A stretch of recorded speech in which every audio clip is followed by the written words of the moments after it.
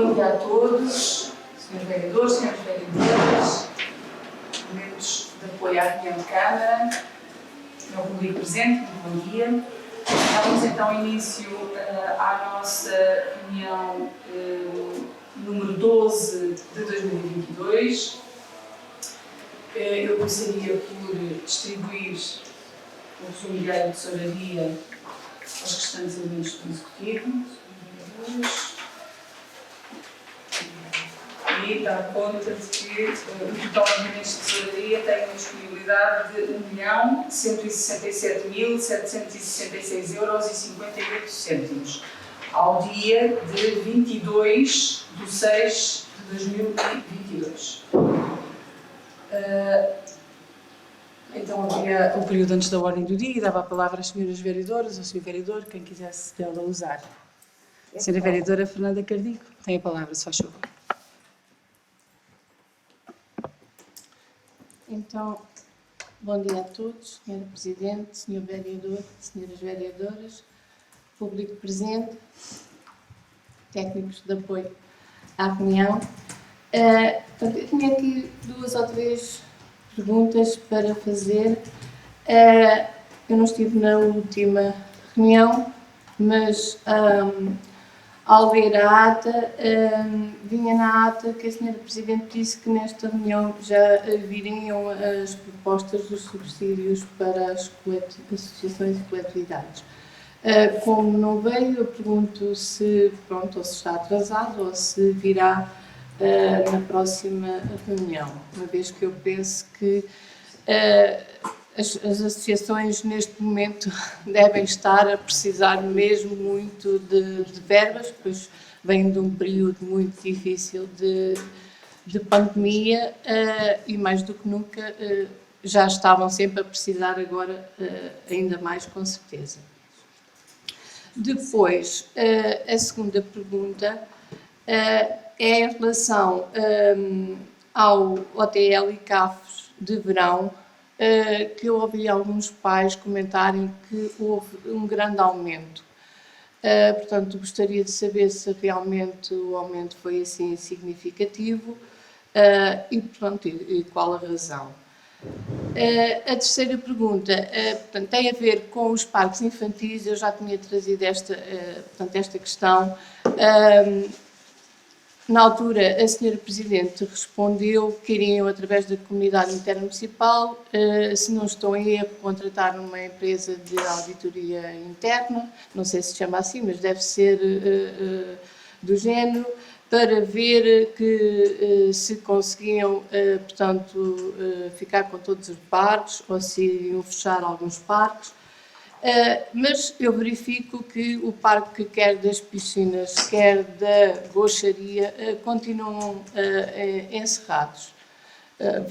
Portanto, haverá agora, no próximo dia 25, a festa da gocharia e, pronto, será uma pena o parque infantil, uma vez que se criaram lá condições como casa de banho, o churrasco, e o parque infantil estar encerrado. Não é só por causa da festa, com certeza, porque haverá crianças para frequentar todo o ano, mas agora com certeza que irão mais.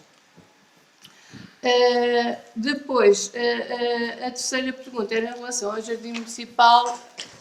Eu também li na ata que existiam 2 entidades interessadas e que se estava à espera que apresentassem proposta. Era saber se já tinham apresentado, se alguma delas ou as 2 já tinham apresentado alguma proposta. E é só. Muito obrigada, senhora vereadora. Não sei se mais alguém tem. Não. Senhora vereadora, não?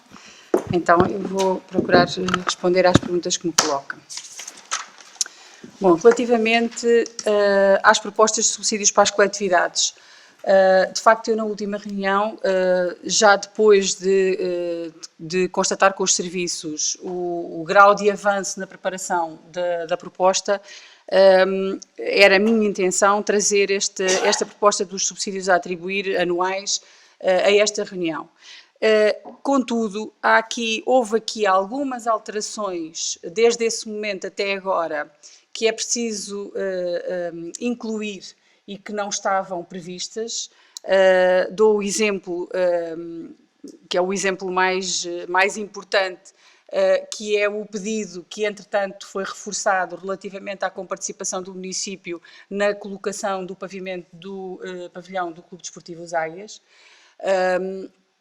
porque era expectável que as coisas tivessem um outro nível de concretização e, portanto, os Águias reforçaram a necessidade de haver um reforço também, passa a redundância, no subsídio do município relativamente a essa questão em concreto e houve aqui mais uma ou duas alterações relativamente àquilo que eram as propostas iniciais de planos de atividades, sendo que nós também procurámos fazer uma coisa que já vínhamos constatando há algum tempo.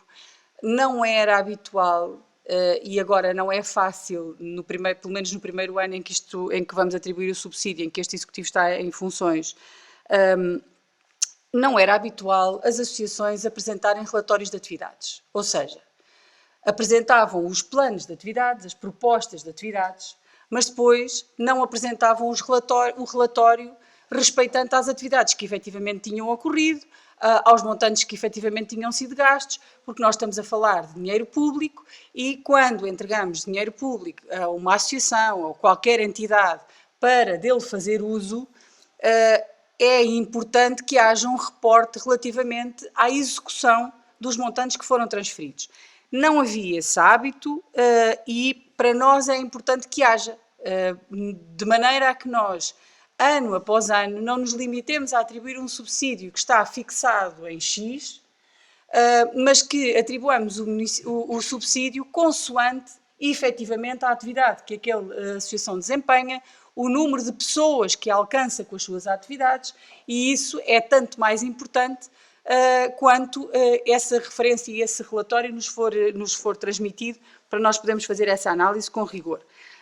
De todo o modo, nós temos o processo praticamente fechado e temos parcelarmente e pontualmente, sempre que há atividades que constam do plano de atividades e que as associações estão a levar a cabo já, nós temos atribuído os subsídios em função dessas atividades e, portanto, não temos não estamos a acumular a atribuição de subsídios, faremos um encontro de contas, digamos assim, no momento em que atribuirmos o montante em termos globais. Relativamente ao OTL e às CAFs, eu ia passar a palavra à Sra. Vereadora Margarida Rosa do Céu e ela dará a explicação para esta questão. Muito obrigada. Doutora Margarida. Bom dia a todos. Relativamente às CAFs e também ao OTL, que irá decorrer pela primeira vez para os meninos dos 10 aos 14 anos, efetivamente houve um aumento do valor, mas também vai haver um aumento da oferta, quer em termos de quantidade, quer em termos de qualidade. Ou seja, o que está previsto é que as crianças todas as semanas saiam durante o período das férias, todas as semanas há uma visita fora do concelho. Numa semana será à praia, aí não terá o custo, apenas irá existir o custo do autocarro, que nós também não temos, não é? Não temos um autocarro, ou seja, temos sempre este custo, mas além do custo, nas semanas em que não vão à praia, irão ter acesso a espaços diversificados, quer culturais, quer desportivos. E dou, por exemplo, alguns exemplos, ou seja, está prevista uma visita a um parque desportivo que existe em Lisboa, que é o Jump Hard, e só 1 hora neste parque tem um custo por criança de 15 €. E entendemos que, por exemplo, para ir ao Jump Hard é necessário pelo menos 2 horas, ou seja, nós não vamos de Alpiar-se a Lisboa para estar pelo menos 1 hora no Jump Hard, ou seja, só para esse dia o custo de uma criança naquele espaço tem um custo de 30 €. E dou como outros exemplos, a Kidzania, uma visita no Hipotrip, aquele autocarro que depois entra dentro do rio, ou seja, são tudo custos extra, mas também temos uma oferta diversificada e com outra qualidade que pretendemos dar às nossas crianças. Daí também este custo acrescido, não só pela necessidade de um autocarro permanente todas as semanas, quer para as visitas à praia, quer para as visitas culturais e desportivas, mas também pela oferta de qualidade que pretendemos dar neste sentido. Muito obrigada. Já agora só reforçar aqui dois aspectos. O primeiro tem a ver com o aumento generalizado dos preços, desde logo o preço dos combustíveis, mas os preços em geral. Por outro lado, a necessidade de nós, como dizia a senhora vereadora, contratarmos autocarro, porque o nosso autocarro não pode transportar crianças e, portanto, e esta situação já se mantém há bastante tempo, o que significa que, na esmagadora maioria dos casos, as crianças permaneciam no concelho neste período de férias, sobretudo no período coberto pelo OTL. E, por outro lado, dizer que esta diversidade de atividades é para nós extremamente importante. O facto de nós diversificarmos atividades, de darmos a conhecer coisas novas e diferentes às crianças, de as familiarizar com outras realidades, é extremamente importante num quadro em que há municípios que têm OTL e que a única oferta que têm para as suas crianças é permanecerem diariamente durante este período nas piscinas. E, portanto, é diferente, é mais barato, não há dúvida absolutamente nenhuma, é muito mais barato, mas eu acho que os pais e as famílias querem ter as suas crianças ocupadas porque têm a sua atividade profissional, têm a incapacidade de poderem estar com elas mais tempo, mas também devem ter a preocupação de que os seus filhos estejam ocupados a fazer coisas úteis, interessantes, que tenham processos de aprendizagem que os levem a conhecer coisas que às vezes os próprios pais não têm capacidade nem possibilidade de lhes facultar diretamente e, portanto, eu julgo que no cômputo geral e comparativamente com os municípios aqui à volta, aquilo que o serviço que o município de Alpiarça oferece às crianças do concelho é substancialmente mais qualificado e a um preço mais reduzido. A maior parte dos, eu daria como exceção o município de Cruz, que faz exatamente aquilo que eu estava a dizer, em que este período é totalmente coberto pelo município, sem comparticipação das famílias ou dos pais, mas as crianças passam o seu tempo de férias apenas na piscina em Cruz, e portanto não têm qualquer outro tipo de... E têm que levar os almoços, pelo menos, não lhes é fornecido almoço. Todos os outros municípios aqui à volta praticam preços mais elevados do que o preço que se pratica em Alpiarça. E, portanto, esta é uma opção, foi uma opção. As pessoas que têm, as famílias que têm escalão continuam a ter o seu escalão e têm redução na prestação. Não está, obviamente, fora de cogitação. Nós não deixamos de pensar na situação das famílias, na preocupação com com o momento de crise que todos atravessamos, com as dificuldades que nós todos conhecemos, mas procuramos obter um equilíbrio entre aquilo que pensamos que é uma oferta qualificada e importante para as crianças e, simultaneamente, aquilo que o município pode e tem condições para suportar, dando essa possibilidade às famílias. Depois, relativamente aos parques infantis, senhora vereadora, nós de facto estamos ainda a tratar com a comunidade no sentido de conseguirmos obter os licenciamentos indicados para os parques infantis. Eu relembro que esta situação permanece no tempo, aliás, como muitas outras, há anos por resolver. E relativamente a estes dois parques que indica, o Parque das Piscinas, o Parque Infantil das Piscinas está a ser objeto de reparação, tal como as próprias piscinas. As piscinas municipais não tinham manutenção nem reparação há anos. Nós tivemos que colocar o pessoal do município a betomar a piscina exterior, que já estava perigosa para os seus frequentadores, porque não era mantido, não tinha qualquer obra de manutenção há muito tempo. A questão das grelhas circundantes de escoamento das águas, a mesma coisa. Têm algumas arestas que são autênticas lâminas, que criam perigo para as pessoas. Não é possível, nós não queremos colocar este equipamento ao serviço dos municípios sem ele estar com condições de segurança pelo menos suficientes, dado que recuperar o tempo perdido em falta de manutenção dos equipamentos públicos é uma coisa que não se faz em meses, faz-se em muito tempo. Relativamente ao Parque das Piscinas, tal e qual como as próprias piscinas, ele está a ser reparado naquilo que é possível reparar e vão ser adquiridos equipamentos novos para esse parque infantil, exatamente as mesmas condições para o Parque da Goixaria. Nós não conseguimos repor o parque a tempo das festas, pela simples razão de que todos os equipamentos do parque estão encomendados, já foram encomendados há bastante tempo e não há prazo de entrega garantido. E, portanto, aliás, como praticamente todos os materiais que nós vamos encomendando, porque temos feito muita coisa diretamente e, infelizmente, a madeira, o ferro, o cimento, tudo o que são... tudo o que são materiais para nós podermos aplicar nas obras e nas reparações que estamos a fazer, dificilmente têm prazos de entrega dentro daquilo que seria importante para nós. Portanto, o Parque Infantil da Goixaria vai ter equipamentos completamente novos e vai estar aberto à população assim que nós os consigamos lá colocar, que já foram encomendados, como digo, não estão entregues. Exatamente como o Parque Infantil das Piscinas, onde estamos a fazer reparações de alguns dos equipamentos que as crianças utilizam e vamos adquirir um conjunto de outros novos. De facto, eles não reúnem condições, desde logo, nem sequer para serem certificados ou para serem licenciados pela equipa que faz essa auditoria, uma vez que os equipamentos que lá estavam manifestamente degradados, são equipamentos, alguns em madeira, com lascas, com arestas vivas, portanto não era impossível fazer uma reparação, de alguns é possível reparar, de outros tivemos que adquirir novos. Relativamente ao Jardim Municipal, como sabem, da última reunião o que ficou referido foi exatamente que o procedimento ficou deserto. Na sequência do procedimento, dirigiram-se ao município duas entidades, manifestando a intenção de apresentar propostas.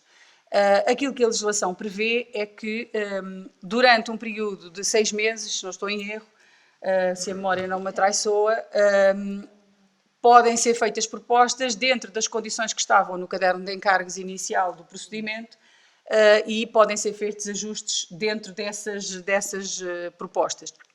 E, portanto, nós estamos a aguardar que entrem estas duas propostas das entidades que manifestaram este interesse, para depois fazermos uma análise, uma avaliação, se é que as duas chegarão, que é uma coisa que também não posso garantir. O interesse foi manifestado, nós estamos a aguardar que estas propostas entrem de forma a poder avaliá-las e depois decidir aquilo que consideramos que melhor serve o interesse da população. Eu não tinha... Penso que nós passamos aqui mais ou menos todas as questões. Não sei se há mais alguma questão.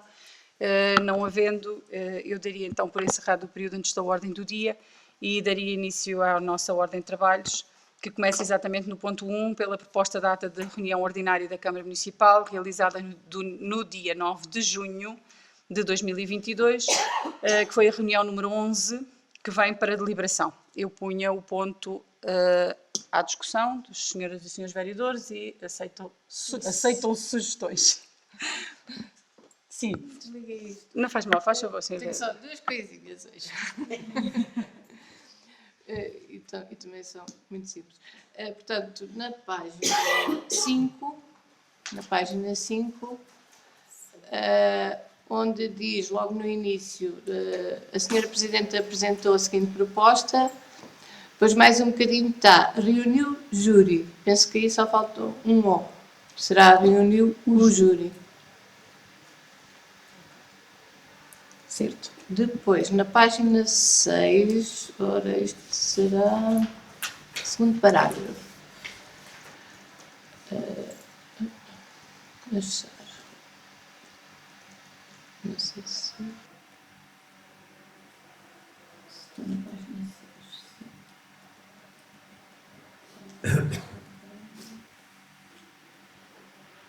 O parágrafo é um bocadinho grande.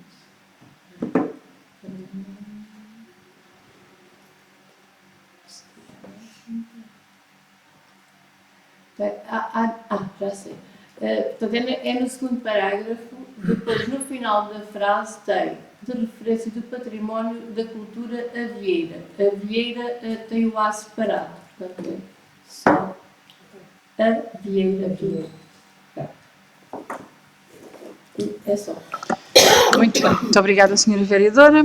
Mais ninguém quer fazer nenhuma intervenção, eu então punha a proposta da ata da reunião à votação. Quem vota contra, quem se abstém, está aprovada por unanimidade com as alterações sugeridas pela Sra. Vereadora. O ponto número 2 são as contas consolidadas do ano de 2021, que vem também para deliberação. Eu faria aqui apenas daria aqui apenas uma breve nota e depois fico disponível para alguma questão que as senhoras e senhores vereadores entendam fazer.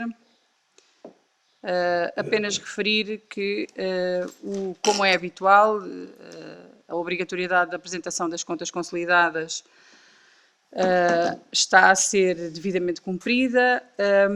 Nós, no perímetro de consolidação do nosso município, temos a Agroalpiarça e as Águas do Ribatejo. No caso da Agroalpiarça, fazemos o método de consolidação integral, dado que a Agroalpiarça é uma cooperativa, é uma régia cooperativa participada em 99,87% pelo município de Alpiarça, e relativamente às Águas do Ribatejo, através do método de equivalência patrimonial, atendendo à participação que o município também tem nesta empresa intermunicipal. Há aqui um conjunto de outras entidades integradas pelo município de Alpiarça, mas que estão fora do perímetro de consolidação e, portanto, esta operação financeira e contabilística recai apenas sobre este grupo que eu referi. As contas estão na prestação, neste caso no relatório de contas consolidadas. Julgo que são feitas habitualmente, a consolidação é feita habitualmente do mesmo modo e, portanto, cumpre as regras que estão referidas no refalei e não há alterações do ponto de vista da formatação do próprio documento, dado que ele resulta da imposição legal e é calculado e é estabelecido no mesmo modelo. Dizer que das entidades relativamente às quais não é feita a consolidação, referir a Associação de Municípios Portugueses do Vinho, a Associação Nacional de Municípios Portugueses, a Associação Portuguesa de Municípios com Centro Histórico, a Comunidade Intermunicipal, a Resiurbe, a Associação de Municípios do Val do Tejo e a Tagus Gás. Estas entidades, que são também integradas pelo município de Alpiarça, ficam fora do perímetro de consolidação por determinação legal. Eu deixaria às senhoras e ao senhor vereador a palavra e a possibilidade de colocarem alguma questão que entendam ou alguma dúvida que entendam querer ver esclarecida sobre esta consolidação de contas relativamente ao ano 2021. Senhora vereadora Fernanda Cardigo, faz favor. Portanto, não tenho nenhuma dúvida, sendo que nós aprovámos a prestação de contas e sendo que esta consolidação decorre de uma imposição legal, e conforme aprovamos também a prestação, vamos aprovar esta proposta. Muito bem, senhora vereadora, muito obrigada. Eu, sendo assim, colocava a proposta à votação, fazendo aqui o alerta de que esta consolidação de contas, uma vez aprovada, será remetida à Assembleia Municipal também para deliberação e aprovação. Quem vota contra, quem se abstém, está aprovada por unanimidade. Consolidação de contas relativamente ao ano 2021.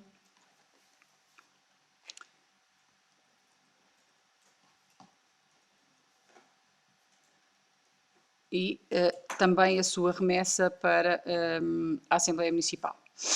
Ponto número 3, proposta de antecipação da atualização do posicionamento remuneratório dos bombeiros municipais de Alpiarça, que vem também para deliberação.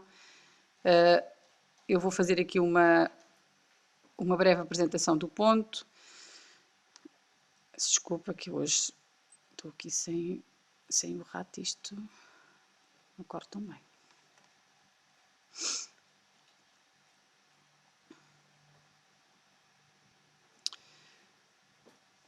Bom, o seguinte ponto trata uma questão daquelas questões que eu referia, que já deviam estar resolvidas há imenso tempo e que são um peso objetivo sobre o município, designadamente até do ponto de vista legal e eventualmente até contraordenacional, uma vez que o enquadramento e a situação que nós tínhamos em prática no município não corresponde àquilo que determina a lei em vigor e isto tem como consequência, naturalmente, a obrigatoriedade, sobretudo de quem é eleito e de quem é responsável, por fazer cumprir aquilo que determina a legislação. Sem prejuízo, naturalmente, dos principais receptores destas medidas, que são os bombeiros municipais, e, em segunda linha, sem prejuízo, naturalmente, dos municípios, que são aqueles que usufruem ou beneficiam da atividade do Corpo de Bombeiros. O Decreto-Lei número 86 de 2019, de 2 de julho, determinou a aplicação aos bombeiros municipais das categorias e remunerações previstas para os bombeiros sapadores, que estavam previstas no Decreto-Lei 106 de 2002, de 13 de abril. Ou seja, e antes deste Decreto-Lei, os nossos bombeiros municipais tinham uma determinada elenco de categorias profissionais e de remunerações, e este Decreto-Lei veio aplicar aos bombeiros municipais aquilo que estava determinado para os bombeiros sapadores. De acordo com o disposto número 3 no Decreto-Lei 86 de 2019, o posicionamento das novas remunerações deve operar-se até 1 de janeiro de 2025, com atualizações anuais de pelo menos 15% da diferença entre a remuneração resultante da alteração da categoria e a remuneração correspondente à categoria detida.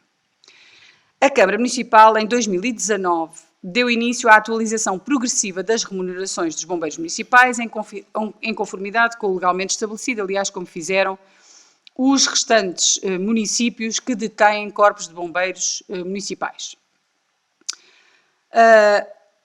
Conforme consta do mencionado número 3 do artigo 10º do Decreto-Lei que eu referi, os municípios podem estabelecer um prazo mais favorável à referida atualização remuneratória. Aquilo que se vem propor é exatamente que a Câmara Municipal, no uso da competência prevista neste Decreto-Lei, delibera antecipar a atualização do posicionamento remuneratório dos bombeiros municipais de Alpiarça com efeitos a 1 de julho de 2022, na sua totalidade, ou seja, a partir do dia 1 de julho de 2022 e não de 1 de janeiro de 2025, os bombeiros municipais de Alpiarça receberão a totalidade da atualização do posicionamento remuneratório que está previsto no Decreto-Lei que lhes aplica as remunerações previstas para os sapadores. Porque é que o município, tendo uma carga enorme relativamente àquilo que é a manutenção de um corpo de bombeiros municipais, que eu alerto que só existe em 25 municípios dos 308, e que representa, comparativamente com outros municípios de muito maior dimensão, em que os seus bombeiros são voluntários e detidos por associações humanitárias, representam uma percentagem substancialmente superior de custos com a manutenção de um corpo de bombeiros. Dou-vos o exemplo que julgo que é paradigmático. O município de Alpiarça tem um orçamento para a proteção civil, do qual cerca de 90% é atribuído aos bombeiros municipais, na ordem dos 800 mil euros. O município de Almeirim, que é maior que o município de Alpiarça, que tem mais população do que o município de Alpiarça, tem um corpo de bombeiros que é tido como uma associação humanitária, e o município tem custos da ordem dos 200 mil euros por ano, com os subsídios que atribui à Corporação de Bombeiros. Portanto, isto revela bem a dificuldade que os municípios que detêm bombeiros municipais têm em fazer a sua gestão e em criar condições para que as corporações tenham, em primeiro lugar, os seus bombeiros devidamente protegidos, fardados e com condições para exercerem a sua função e, em segundo lugar, que tenham os meios para poderem fazer uso no socorro e no combate a incêndios, que são sobretudo as duas grandes missões que os nossos bombeiros têm. O que acontece é que no município de Alpiarça, aliás, devo dizer, como em alguns outros municípios, não em todos, havia uma prática de pagamento de horas suplementares, de horas extraordinárias ao Corpo de Bombeiros, à margem daquilo que a lei determina. Os pagamentos à margem da lei, a utilização de dinheiro público à margem da lei, implica, desde logo, duas consequências. A primeira é uma ação judicial sobre os órgãos decisores, que, em geral, culmina no pagamento de uma coima, que é uma coima que se paga pessoalmente, não é o município que paga, são os seus eleitos que decidem que pagam a coima. E, em segundo lugar, tem, em geral, uma obrigação de restituição do montante pago indevidamente. E, portanto, a manutenção da situação que nós tínhamos relativamente aos pagamentos feitos aos bombeiros, recorrendo ao pagamento de horas extraordinárias, na maioria dos casos em que se ultrapassava muito, e muito é substancialmente muito, o número de horas extraordinárias que estão previstas como máximo, como montante máximo na lei, o que nós entendemos foi que, em primeiro lugar, este Executivo não compactua com situações de ilegalidade e, portanto, se nós as conhecermos, se conseguirmos perceber que elas existem, temos a obrigação, e é esse o nosso posicionamento, de as corrigir. Contudo, não queremos fazê-lo de uma forma cega e não percebendo a implicação que isso também tem sobre, neste caso, os próprios bombeiros. E, portanto, o que nós entendemos foi que, não permanecendo esta situação de pagamento de horas extraordinárias que estão à margem da lei, porque se considera que estão incluídas, há um conjunto de horas extraordinárias que estão incluídas na remuneração que está prevista para os bombeiros. E assim sendo, não se pagando essas horas, se elas estão compreendidas dentro da remuneração, não faz sentido que os bombeiros não estejam a oferir a remuneração pela sua totalidade, aquela a que têm direito. E, portanto, na nossa interpretação, aliás, que serviu e tem servido de base a outros municípios, designadamente a Lesíria, que têm bombeiros municipais, a nossa interpretação é que os bombeiros continuam a oferir horas extraordinárias sempre que têm serviços fora daquilo que é a sua missão determinada na lei, a missão principal, que é o socorro e o combate a incêndios. Sempre que há uma missão de garantia de segurança num evento desportivo, de acompanhamento de uma entidade oficial, enfim, sempre que essa missão cai fora daquilo que é a missão principal, os bombeiros que participam nos eventos têm direito a uma remuneração adicional, a horas suplementares. Sempre que estão na sua missão, esse direito não existe. E, portanto, aquilo que é proposto aqui é que se antecipe a totalidade do vencimento que estava previsto acontecer apenas em 2025 e que se deixe de pagar as horas extraordinárias que eram pagas à margem da lei e que essa decisão tenha efeitos a partir do dia 1 de julho de 2022. Eu julgo que consegui mais ou menos explicar o que é que está aqui em causa, mas estou à disposição das senhoras vereadoras, senhor vereador, para qualquer esclarecimento. Senhora vereadora, tem a palavra. Portanto, eu percebi o que foi explicado e se, portanto, existem condições para atualizar já e se de todo os bombeiros não serão prejudicados com o deixar de, portanto, receber essas horas com a compensação desta atualização, nós concordamos com esta atualização para já. Portanto, se existem condições de fazer, concordamos. Dizer também que nós sempre tivemos na primeira linha do que foi cumprir as leis que beneficiassem todos os trabalhadores, como foi o caso do subsídio de insalubridade e penosidade, que ainda hoje vários municípios e freguesias não estão a aplicar. Em relação a esta situação, penso que o atualizar até 2025 foi uma opção também de outros municípios, pelo que tenho conhecimento. No entanto, se de todo não houver, se os bombeiros não ficarem prejudicados, nós concordamos com esta atualização. Sr. Vereadora, só dizer, mesmo que os bombeiros ficassem prejudicados, a Câmara não pode continuar a pagar horas ilegais. Mesmo que ficassem. É uma questão de cumprimento estrito da lei. O não cumprimento da lei tem consequências, não é só para os eleitos, mas também é para os bombeiros. Quem recebe dinheiro do Estado indevidamente tem que o repor.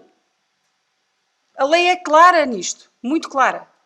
E, portanto, nós não podemos alimentar uma situação que, por mais solidariedade que estivesse na sua base, porque todos nós defendemos os bombeiros, queremos que os bombeiros tenham condições e precisamos dos bombeiros. E cada vez é mais difícil que as pessoas queiram enverdar por esta carreira. As regras deveriam ser alteradas, do meu ponto de vista, já há muito tempo, a começar pelas regras de recrutamento. Estamos a falar de uma imposição em que nós temos critérios de maior exigência para recrutamento de bombeiros do que aqueles que temos para as forças de segurança. Desde logo em termos de idade. E isto é um garrote, é uma dificuldade a que os jovens queiram abraçar a carreira de bombeiro. Depois temos um conjunto de outros constrangimentos que têm a ver com a possibilidade deles, de facto, prestarem serviço e não estarem simplesmente no quartel a fazer tarefas menores.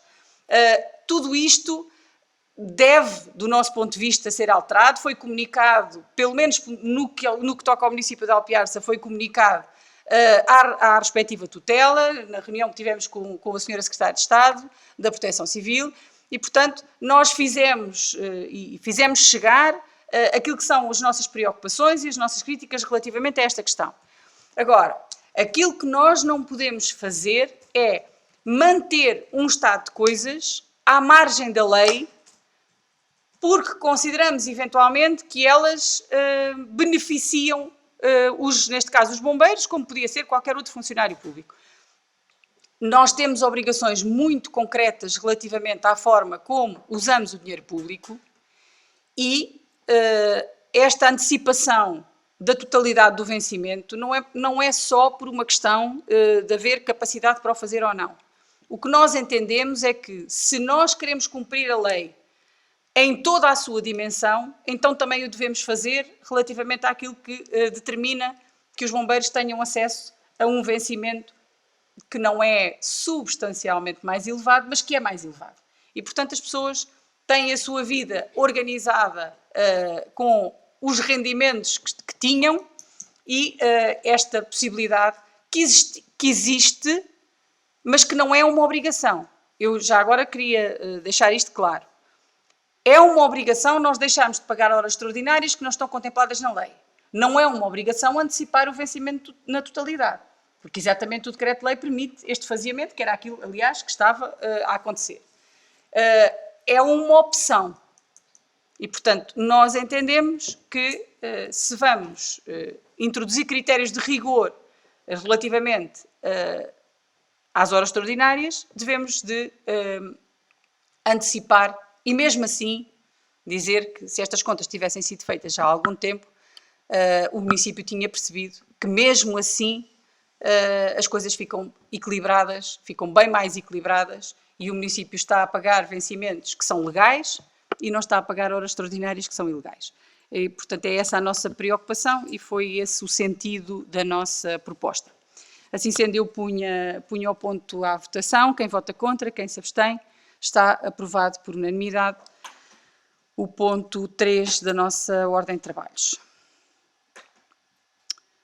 Avançávamos agora então para o ponto 4, é a minuta de protocolo de cooperação celebrada entre o município de Alpiarça e a Associação Cultural, Desportiva e de Beneficência dos Bombeiros de Alpiarça, que vem exatamente para deliberação.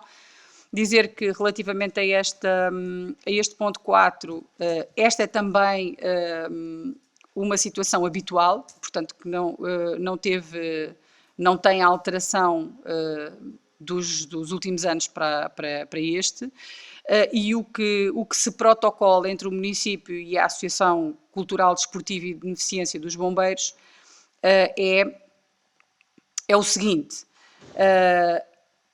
o município compromete-se a transferir para a associação o valor correspondente às despesas de alimentação dos elementos que integram as ESINs e as ELACs no montante de 4,77 € por dia e por elemento, assim como as verbas recebidas da Autoridade Nacional de Emergência e Proteção Civil referentes a despesas com o pessoal ao serviço do DECIR.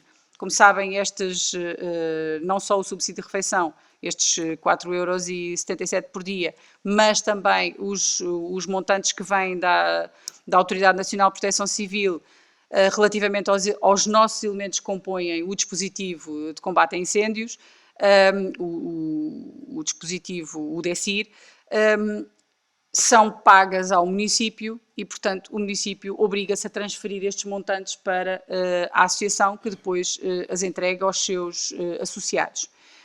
A associação, neste caso, obriga-se a transferir para os elementos das ESINs e das ELACs, assim como de outras transferências efetuadas pela ANPC, referentes a despesas com pessoal ao serviço do DECIR, que integram o DECIR, as verbas referidas na cláusula anterior.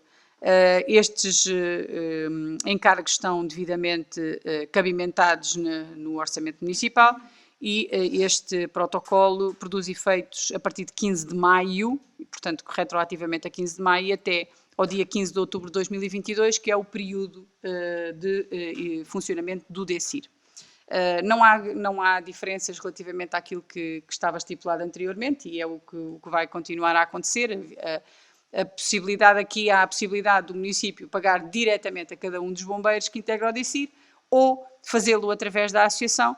Este processo já era o que existia, funciona, não tem nenhum problema, é devidamente acompanhado e auditado pelo comando e pelos serviços do município e, portanto, entendeu-se voltar a fazer do mesmo modo. Eu punha à consideração das senhoras e do senhor vereador, se alguém tem alguma questão. Muito bem, então sendo assim punha o ponto 4 à votação, quem vota contra, quem se abstém, está aprovado por unanimidade. Passamos então ao ponto 5 da nossa ordem de trabalhos e o ponto 5 refere-se à aprovação, é a proposta de aprovação do início de procedimento de revisão do regulamento e tabela de taxas e outras receitas do município de Alpiarça. Este regulamento, o regulamento e tabela de taxas e outras receitas do município de Alpiarça, que se encontra em vigor, foi publicado no Diário da República em 7 de agosto de 2007. E é este regulamento de 2007 que está em vigor desde esse ano e, como tal, para além de estar completamente desatualizada relativamente ao valor dos serviços e das licenças e outras receitas do próprio município, já não contempla as diversas áreas atuais de atividade sujeitas à aplicação de taxas municipais, pelo que se torna necessário, diria eu, pelo que se tornava necessário há muito tempo, fazer esta revisão. O disposto no regime financeiro das autarquias locais e das entidades intermunicipais, aprovado pela lei, ambos na atual redação, também determinam que essa atualização vá sendo feita e, portanto, o que se propõe é que a Câmara Municipal delibere determinar, em cumprimento com o disposto no novo Código de Procedimento Administrativo, a publicitação do início do procedimento de revisão do regulamento e tabela de taxas e outras receitas do município de Alpiarça, de modo a que os interessados possam, querendo, apresentar os seus contributos. Determinar que os interessados se poderão constituir como tal, mediante requerimento escrito dirigido à Presidente da Câmara Municipal no prazo de 10 dias úteis a contar da data da publicitação de edital no site do município, com vista a apresentar os seus contributos.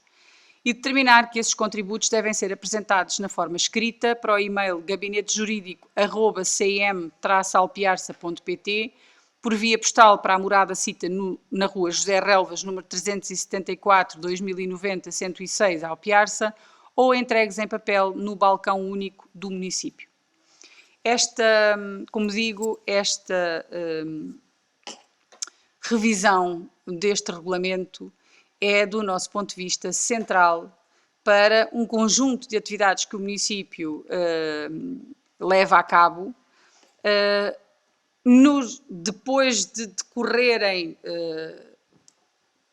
quase 15 anos sobre o último, é central para que haja uma adequação dos valores que são cobrados em termos de taxas e de licenças relativamente ao seu valor real e àquilo que são o custo de vida, o índice de preço, etc., que são praticados hoje em dia.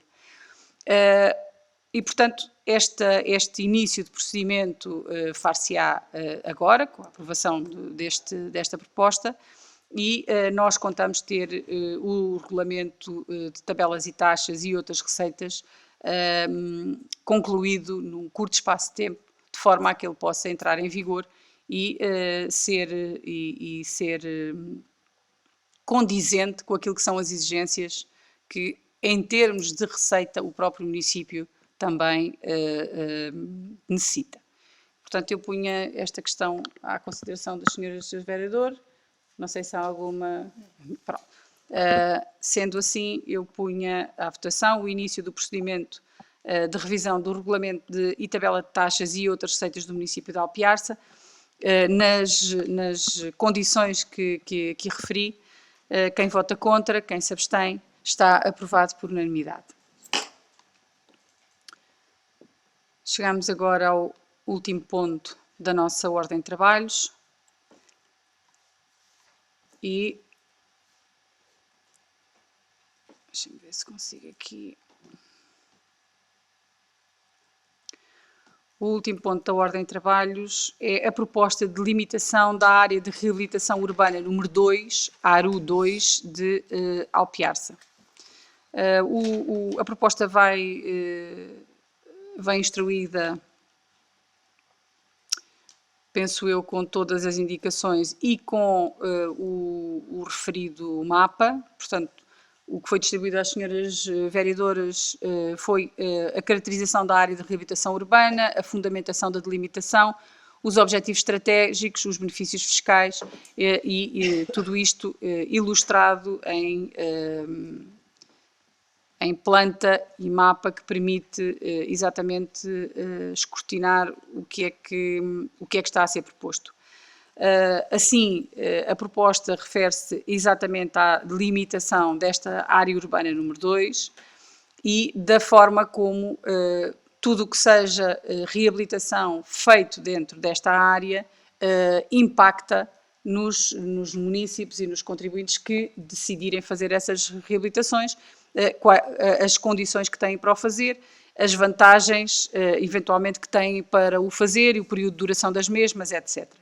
E, portanto, aquilo que se propõe é que a Câmara aprove e submeta à Assembleia Municipal, de acordo com o disposto número 1 do artigo 13º, a delimitação da área de reabilitação urbana número 2 e que aprove e submeta à Assembleia Municipal, de acordo com o disposto na linha C do número 1 do artigo 13º do RJRU, da linha E do número 1 do artigo 25º da Lei 75 de 2013, de 12 de setembro, na sua redação atual, e do artigo 45º do Estatuto dos Benefícios Fiscais, aquilo que vem aqui proposto relativamente aos prédios urbanos objetos de reabilitação, quais as condições e os benefícios que os proprietários, quando procedam à sua reabilitação, terão, desde...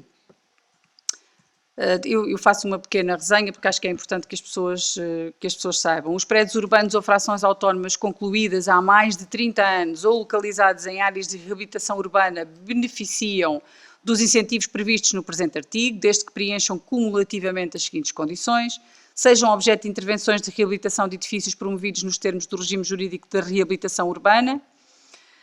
Em consequência da intervenção prevista na linha anterior, o respectivo estado de conservação esteja 2 níveis acima do anteriormente atribuído e tenha, no mínimo, um nível bom nos termos do disposto do Decreto-Lei nº 266/B de 2012 e sejam cumpridos os requisitos de eficiência energética e de qualidade térmica aplicáveis aos edifícios a que se referem outros clausulados.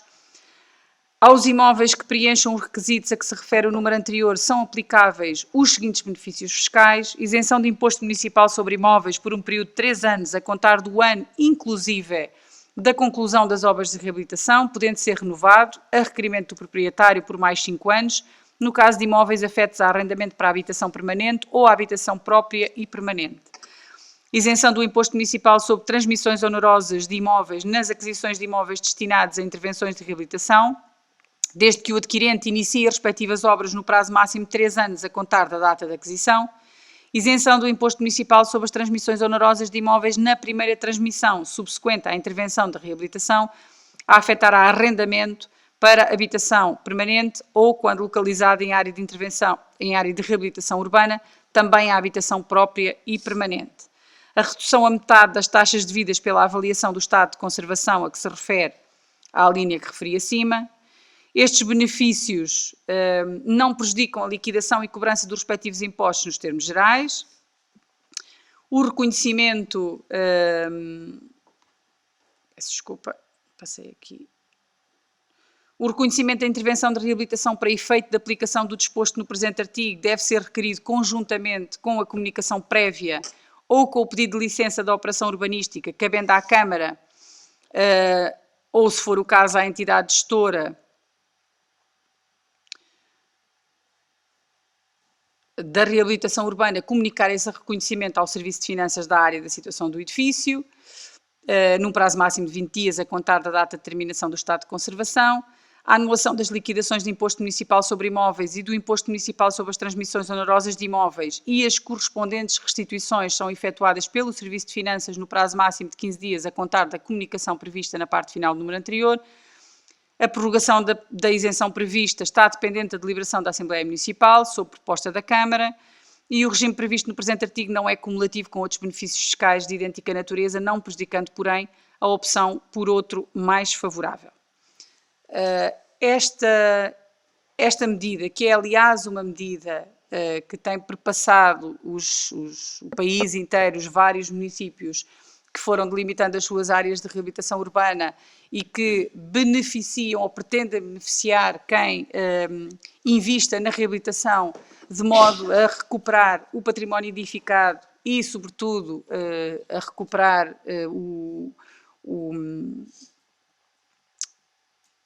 a necessidade de nós mantermos regras e preservação daquilo que é o urbanismo, que é identitário de cada um dos territórios, vem a par com um conjunto de outras medidas, uma delas concretizada antes de ontem, com a assinatura do protocolo de colaboração com o Instituto de Reabilitação Urbana, o Instituto de Reabilitação Urbana e da Habitação, relativamente à recuperação de imóveis propriedade do município destinados à habitação, que se iniciará com alguma brevidade, dado que a intervenção nos 21 fogos que são propriedade do município identificados no conjunto dos 46 fogos, na urbanização dos 46 fogos, serão o ponto inicial de intervenção do município e nós contamos poder lançar ainda este procedimento ainda este ano, com alguma execução ainda este ano, de modo a garantirmos que o calendário que está determinado para a reabilitação urbana ao abrigo do programa Primeiro Direito se possa fazer e se possa cumprir. As medidas são naturalmente complementares e todas elas tendentes a fazer uma recuperação do centro urbano, dos centros urbanos, neste caso das áreas que nós definimos, quer a área 1, quer a área 2, e que isso permita que a envolvente que hoje existe e que vai tendo já alguma modificação, possa evoluir no sentido de que nós tenhamos um parque habitacional recuperado, qualificado, desde logo até relativamente às questões da eficiência energética, da preparação das casas das pessoas para fazer face àquilo que têm sido as alterações climáticas. Nós não estávamos, o país não estava preparado, não tem estado preparado para responder a esta questão e, não obstante sermos um alvo preferencial destas alterações climáticas, dada a nossa situação geográfica, é importante que nestas recuperações, nestas reabilitações, se vão dotando as habitações de outro tipo de condições que permita que as pessoas tenham, de facto, um nível de conforto e de segurança nas suas casas diferente.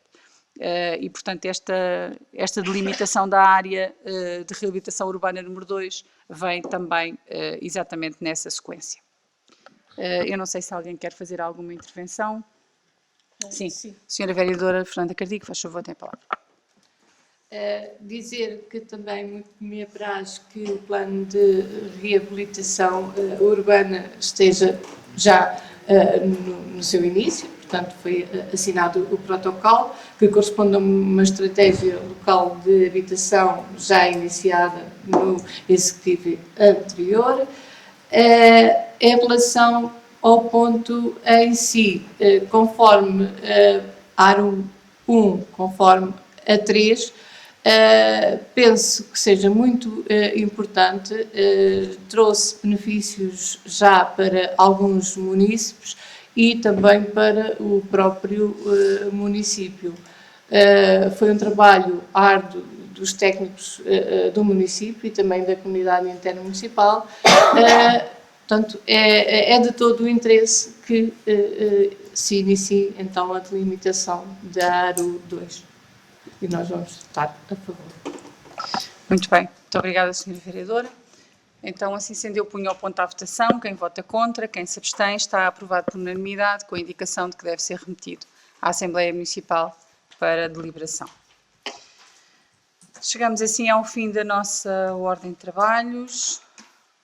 Hoje com uma mesa um bocadinho diferente do que é habitual de há muitos anos a esta parte e, portanto, é uma mesa em que o Sr. Vereador Jorge Freitas é um privilegiado, hoje acompanha aqui um grupo de mulheres e portanto, eu dava início ao período de intervenção do público, temos um município na nossa reunião e eu dava-lhe a palavra ao Sr. Coronel Eduardo Costa, se faz favor.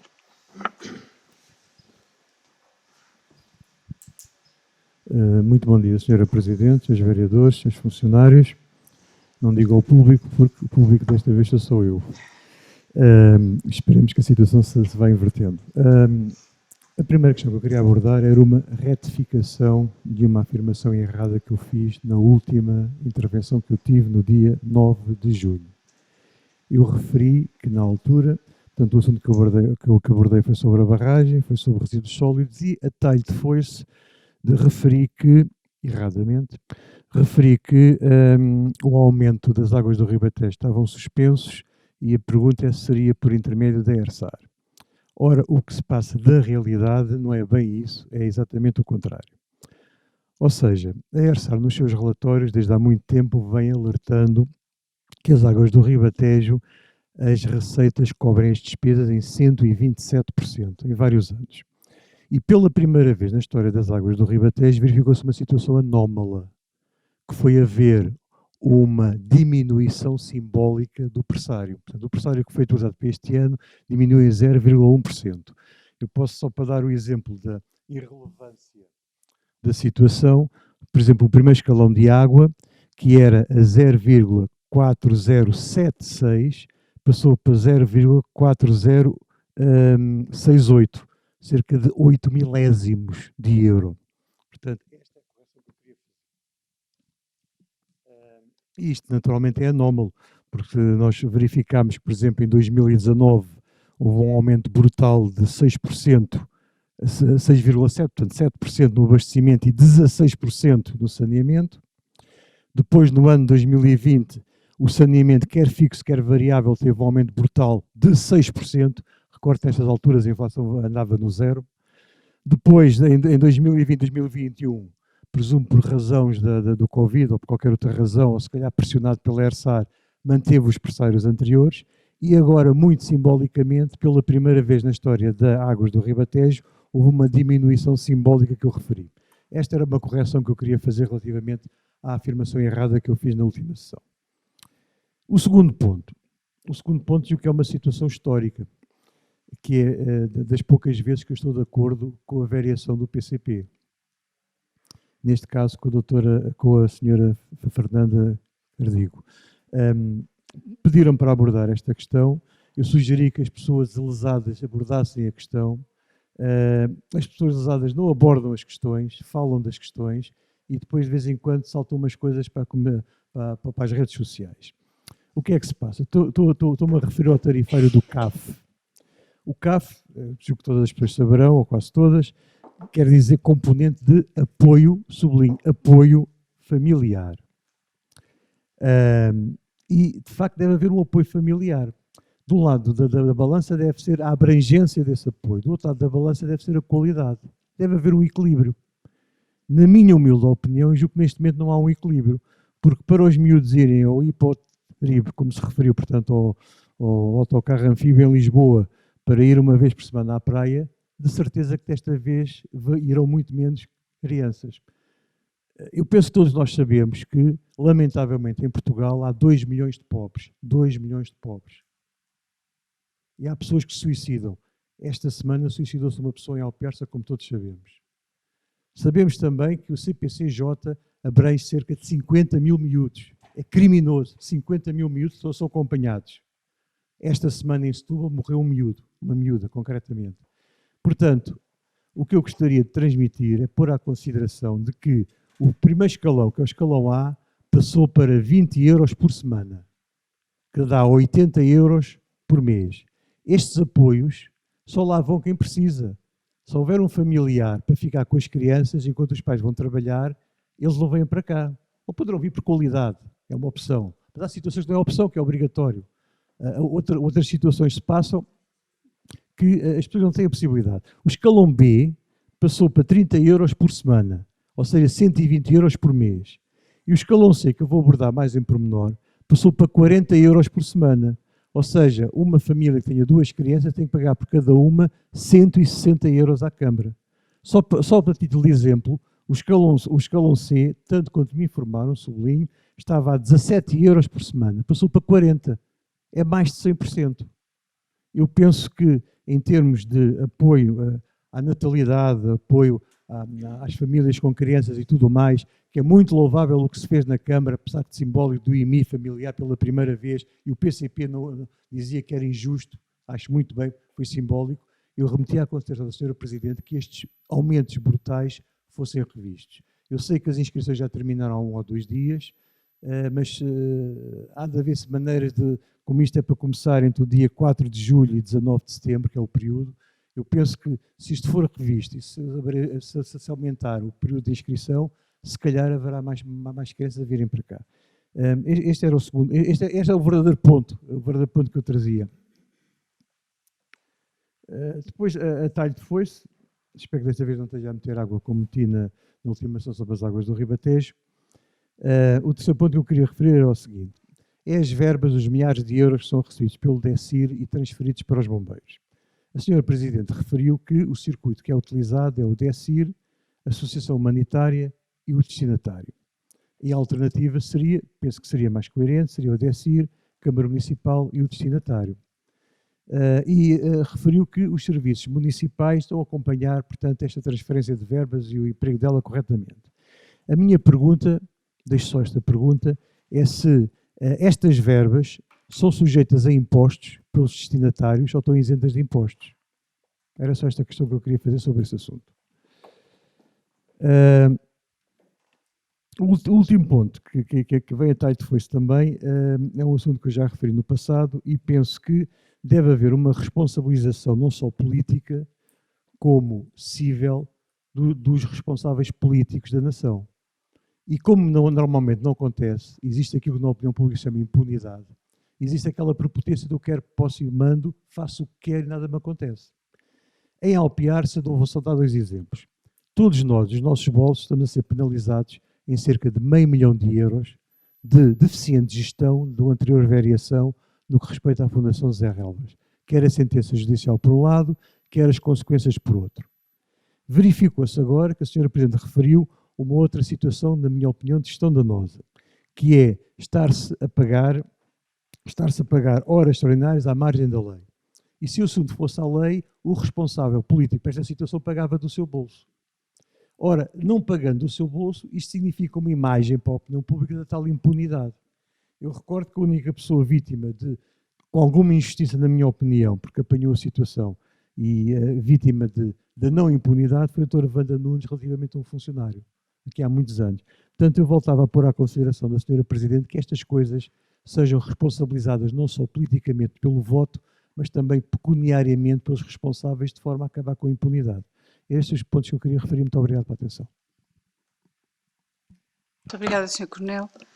Bom, a referir já agora, relativamente à CAF, eu deixava à Sra. Vereadora a incumbência de tentar esclarecer esta situação, mas já agora dizer que a componente de apoio à família tem também ela regras muito estritas. Ou seja, a componente de apoio à família prevê abranger o universo das crianças e apenas dessas crianças que têm o pai e a mãe a trabalhar. Ou seja, não é para todas as crianças, em todas as circunstâncias, quem tenha o pai e a mãe a trabalhar. É evidente que estas alterações têm algum impacto. Mas a verdade é que nós também constatamos ao longo destes últimos meses que há, da parte de algumas famílias, eu diria que não são poucas, são bastantes, um entendimento sobre estes serviços de que não há ou não deve haver lugar à responsabilização e, portanto, os pais há vários pais que têm acumuladas dívidas ao longo dos anos relativamente ao pagamento de um conjunto de serviços que oferem para os seus filhos do município. E eu dou-lhe um exemplo da situação que eu pessoalmente considero que é mais grave e que é aquela que mais impacta no município, que é o pagamento das refeições. É evidente que o município, aliás, à semelhança do que fazia antes, sejamos completamente honestos, e é exatamente o comportamento que tem hoje, o município não nega refeição a criança nenhuma. Mas a verdade é que há montantes que são montantes consideráveis em dívida por parte dos pais relativamente às refeições dos seus filhos, ao longo de todo o ano escolar. E, portanto, é necessário que as pessoas, que este nível de responsabilização relativamente àquilo que são as obrigações das famílias e àquilo que deve ser o cumprimento dessas obrigações, quer por parte das famílias, quer por parte do município, que as pessoas tenham noção que as coisas têm regras e que essas regras têm que ser respeitadas.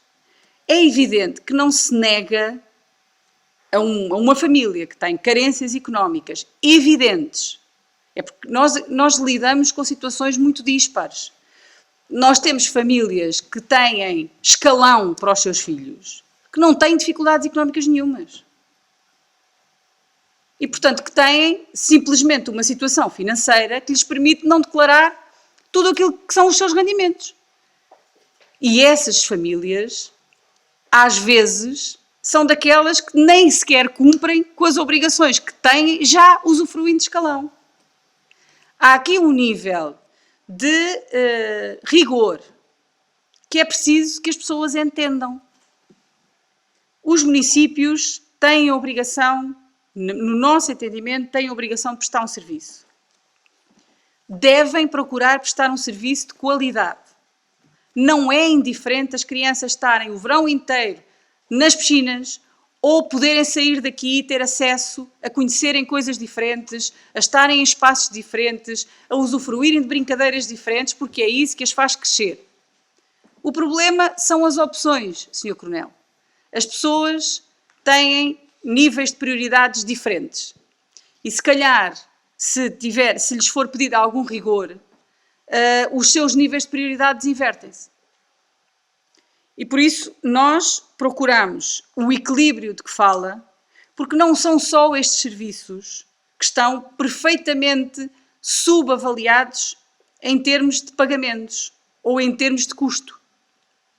E por isso é que nós temos que alterar uma tabela de taxas e licenças que temos. Nós cobramos para visitar o museu, que é o Ex Libris da Alpiarça, nós cobramos 1,40 € por pessoa. Isto não existe em lado nenhum. Nenhum. É inviável nós querermos sustentar património, serviços, qualidade. A taxa que nós aplicamos neste momento à recolha de resíduos urbanos está infinitamente aquém daquilo que são os custos. O município tem de custos com a recolha de resíduos urbanos, custos superiores, eu diria que são quase o dobro daquilo que são a arrecadação de receitas. Nós arrecadamos de receitas 170 mil euros e pagamos e custeamos 300 e muitos mil. Isto é impraticável. É claro que depois os caixotes do lixo estão todos partidos, estão. É claro que nós estamos agora a fazer um investimento em aquisição de caixotes do lixo, que ficam aquém daqueles que eram necessários. É claro que neste momento o Executivo lançou um procedimento para fazer a higienização dos contentores todos, mas que é uma higienização que é feita agora e que vai precisar de ser feita daqui por alguns meses. E que não é feita há anos. E para nós vamos fazer. É claro que o município custeia em reparações e manutenção das 2 viaturas decrépitas que tem para recolha do lixo uma pequena fortuna por ano. E estamos a gastar milhares de euros na reparação de um carro do lixo com mais de 30 anos que daqui por 3 meses vai precisar de igual reparação. E gastamos o mesmo num segundo carro do lixo que já foi adquirido depois, uma viatura para recolher o lixo, que tem um defeito de fabrico que parte os contentores quando faz a descarga. Esta é a nossa realidade. E, portanto, ou nós adequamos as coisas e conseguimos manter um serviço de qualidade mínima, que é aquilo que os municípios nos têm que exigir, ou então somos incapazes de corresponder a essa expectativa, que aliás era o que acontecia. E, portanto, se nós entendemos que há medidas que têm que ser, que são difíceis, se nós entendemos que há medidas que são difíceis, mas que de alguma maneira têm que ser tomadas para estabelecer aqui alguns equilíbrios e estabelecer condições para nós podermos responder aos anseios e às necessidades da população, não estamos a falar de qualquer tipo de serviço, estamos a falar de serviços essenciais. É preciso tomar essas medidas e é preciso alguma coragem para as tomar. Há sempre, eu diria, quero dizer isto sem nenhum tipo de cinismo, não raramente as pessoas que mais problemas e mais questões levantam relativamente a estas coisas são aquelas que menos razão têm. Não raramente. Porque aquelas que têm necessidade absoluta e que têm dificuldades efetivas, quando se dirigem ao município, nós procuramos encontrar respostas. Portanto, as situações são colocadas, e são colocadas, como muito bem diz, muitas vezes nas redes sociais, com um aproveitamento lastimável de situações dramáticas da vida das pessoas, mas infelizmente é o que vamos tendo. Normalmente, quando elas são colocadas a esse nível, não são para ser resolvidas, são mesmo só para fazer o burburinho e o ruído que é necessário introduzir nestas coisas. Portanto, mas de qualquer maneira eu dava a palavra só à vereadora para esclarecer esta questão mais com mais detalhe. Só em termos mais de estatística, só porque pedi alguns dados, mas as inscrições terminaram ontem, mas existem sempre aqueles esquecidos de última hora que nós obviamente vamos aceitar. Mas o feedback que eu tive do Gabinete de Educação é que praticamente temos as mesmas inscrições. Temos uma ligeira diminuição naquela segunda semana de setembro, que eles não foi tão selecionado essa semana, mas tem a ver mais com, se calhar alguém optou por tirar férias nessa altura, mas há uma ligeira diminuição na semana a seguir, penso que 5 a 9 de setembro, aí há uma ligeira diminuição, mas o número de crianças na totalidade está praticamente semelhante aos anos anteriores. Ou seja, não há assim uma diminuição tão grande pelo aumento de valores, até porque, efetivamente, o que se pretende dar resposta é para situações em que ambos os pais estão efetivamente a trabalhar, e foi esse um dos critérios que é necessário para as pessoas selecionarem as semanas das férias escolares. Mas, efetivamente, em termos de feedback de números, não temos ainda o valor final, porque vamos ainda aceitar os que hoje se lembraram que ontem era o último dia. Muito bem, já agora finalizar relativamente à questão do financiamento do DECIR, dizer o seguinte: a associação não é uma associação humanitária, é uma associação desportiva e cultural dos bombeiros, não é exatamente uma associação humanitária daquelas que são detentoras dos corpos de bombeiros e que são elas que fazem a gestão de todo o corpo de bombeiros. O facto de haver uma transferência para essa associação, havendo um controle da parte do município relativamente aos turnos, às folhas de turno, às horas que são feitas, à identificação de todos os bombeiros que estão integrados no DECIR, não levanta qualquer tipo de problema. Existe, diria eu, a facilidade de o município transfere os montantes imediatamente após recebê-los. Aquilo que é possível fazer, havendo esta estrutura intermédia, é que esta gestão da entrega dos montantes aos bombeiros seja feita mais rapidamente, eventualmente, porque têm outra forma de, eventualmente, terem alguma margem para poderem adiantar mais rapidamente. Mas aquilo que é transferido é exatamente aquilo que corresponde às escalas de serviço e que vêm, desde logo, quer da própria gestão do DECIR, quer depois que nos são entregues e confirmadas pelo nosso Corpo de Bombeiros. Eu julgo que estas verbas que são transferidas, que estão sujeitas aos impostos normais, são parte do rendimento dos bombeiros, assim como é o seu vencimento normal. A integração no DECIR é uma possibilidade que é dada aos corpos de bombeiros relativamente às suas equipas. Há corpos de bombeiros que nem sequer têm capacidade de mandar elementos seus integrarem o DECIR, porque põem em causa o socorro ou outro nível de intervenção que têm no seu espaço territorial, mas os montantes que são transferidos através do DECIR são percepção de rendimento tal qual como o outro e, portanto, entram nas contas normais daquilo que são as receitas de cada um dos profissionais. Estes profissionais não acumulam, ou seja, quando estão destacados para o DECIR, estão a receber do DECIR, quando estão a fazer funções no Corpo de Bombeiros, recebem o seu vencimento normal. E, portanto, não há nenhuma diferença, nem há aqui qualquer tipo de questão, até porque já agora dizer, os bombeiros são, a miúde, auditados relativamente à forma como gastam as verbas do DECIR ou um conjunto de outras intervenções. Tudo o que é reparações de veículos que são da Autoridade de Proteção Civil são auditadas, as questões das reparações dos veículos do INEM que estão colocados no Corpo de Bombeiros também são auditadas, ou seja, em termos de rigor, estas coisas são acompanhadas e são vistas com bastante rigor. E nós, relativamente aos nossos bombeiros, temos sempre um feedback de grande competência, de grande envolvimento, de muita capacidade ao nível dos nossos, quer dos nossos comandantes, quer dos nossos elementos e bombeiros que integram estes dispositivos.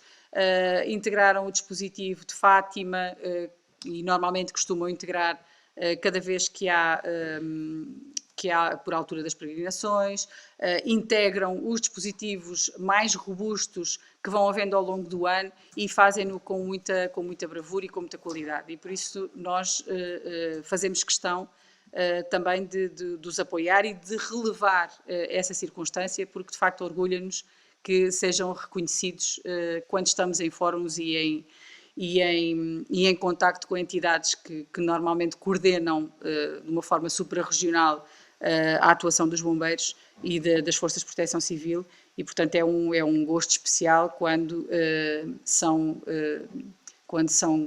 relevados a prestação que os nossos bombeiros têm. Gostaríamos todos, penso eu, de lhes poder dar melhores condições, quer ao nível de meios, sobretudo ao nível de meios, que lhes permitisse eles fazerem o seu trabalho com menos sacrifício, porque esta coisa de andar em carros mais antigos e de ter ambulâncias recuperadas e tudo isto é muito complexo e introduz aqui às vezes algumas entropias. Mas isto é a realidade do país, não é uma realidade específica da Alpiarça. Do meu ponto de vista, tem consequências específicas nos municípios que têm corpos de bombeiros municipais, porque é uma sobrecarga sobre os municípios muito grande e nós não podemos, por exemplo, aceder a fundos comunitários para reequipar os nossos bombeiros, coisa que as associações humanitárias podem fazer e, portanto, isto também nos coloca aqui numa situação de desvantagem que não é despecienda. Mas pronto, é a nossa realidade. Agora, o rigor relativamente às verbas que são atribuídas é um rigor verificável e, portanto, não nos levanta, pelo menos a mim não me levanta neste momento, qualquer tipo de dúvida. Muito bem. Assim sendo, chegados ao final da nossa reunião e não havendo mais público, eu pedi à Vanessa, por favor, que nos fizesse a leitura da minuta da ata.